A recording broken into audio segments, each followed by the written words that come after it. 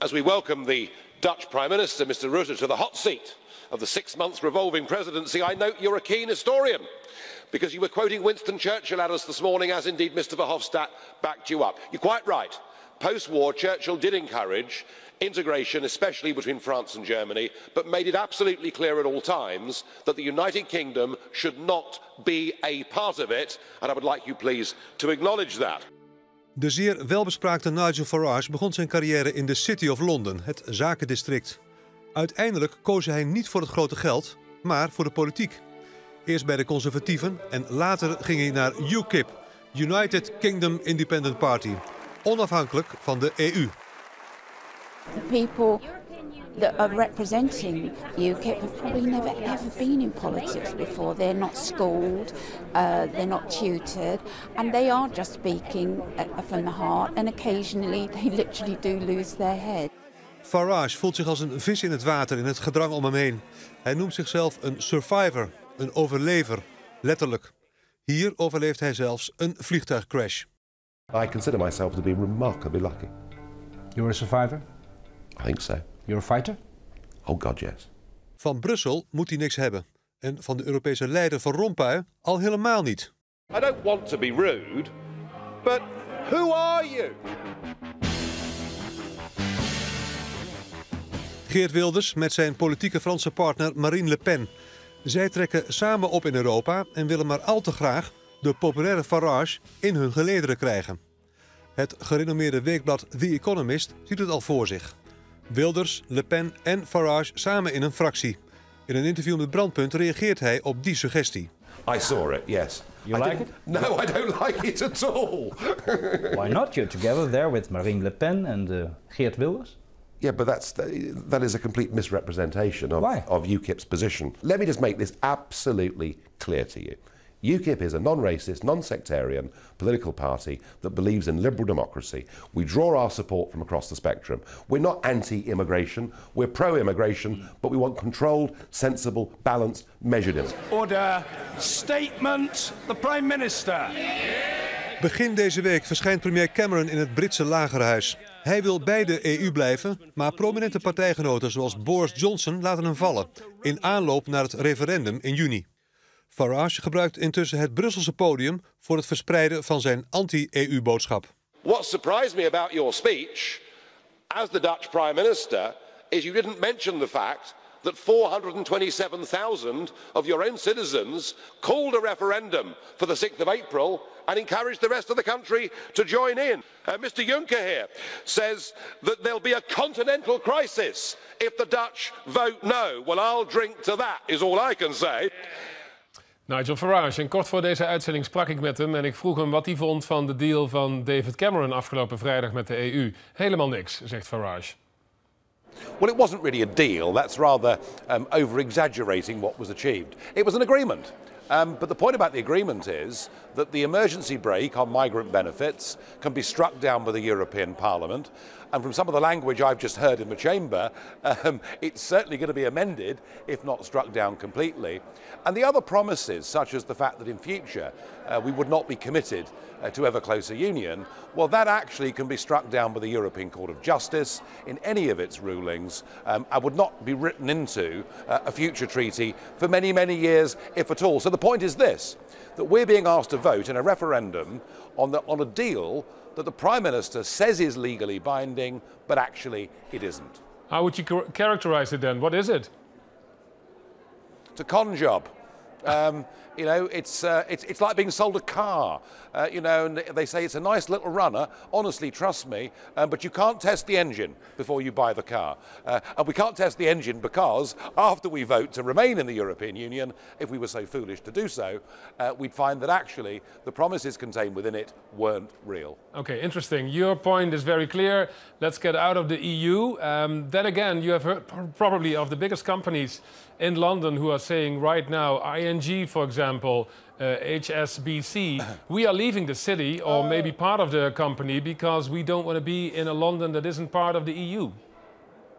No, they're not saying that. And I mean, look, don't be surprised that the big banks are speaking up, supporting their friends in Brussels. After all, when the banks made a complete mess of everything back in 2008, their friends in Brussels and government came in to bail them out. So they're kind of repaying the debt. But no big company in Britain, whether it's Airbus, whether it's Toyota, whether it's Nissan, whether it's the banks, nobody is saying for one moment that if Britain votes to leave the European Union, their investment would stop or they would leave. It's just not being said. So the fact that big business speaks up for the European Commission model of government doesn't surprise me, but they've all made it clear there is no threat at all. We understood that the Deutsche Bank already has said it, and also the pound.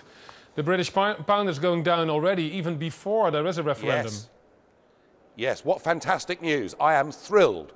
The prospect of a weaker pound and Brexit and the ability to make our own trade deals, it's very, very exciting indeed. It'll be good for exports and I'm delighted. You only see the upside of getting rid of Brussels. Well, look, I want to trade with Europe, to cooperate with Europe. I myself have worked for European companies and done a lot of business in Europe, but I don't want to be part of a political union that makes our laws, that can override our courts, that stops us making our own friendships and trade deals around the world, that stops us catching our own fish in our own waters. It's been a very bad experience for Britain.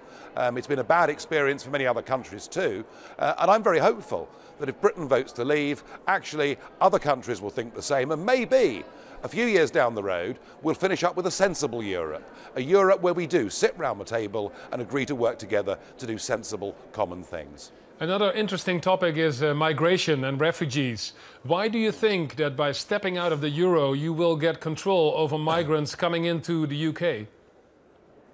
Well, at the moment, my passport, my British passport, the first two words on it are European Union. And my British passport has now been extended, and there are 508 million people that have it, and any one of them can come and settle in Britain. Well, that doesn't make sense. We can't go on. Britain simply can't go on with net migration running at 10 times the post-war average. Our population is increasing by 500,000 people every year. Now look, I want us to have a sensible, positive immigration policy. I want us to have an Australian-style point system, not an open door to unlimited, unskilled labour that is now coming into Britain from southern and eastern Europe. That doesn't make sense from anyone's perspective. Do you claim the success of putting the referendum on the agenda as the leader of UKIP? Oh, look, if it hadn't been for UKIP, we wouldn't have even discussed a referendum, let alone have one delivered. We have changed the political landscape in our country, and we did it effectively by winning the European elections in 2014 and getting millions of people, not just to vote for us, but many millions more to sympathise with us. So, yes, we have caused this to happen, and I'm enormously proud of that. Now, interestingly enough, a good friend of Mr. Cameron, Boris Johnson, he decided to have your opinion to opt out the European Union. Doesn't that make you redundant? No, what it does is validate everything I've been saying for nearly 20 years, and I've been called a lunatic, an extremist, a madman.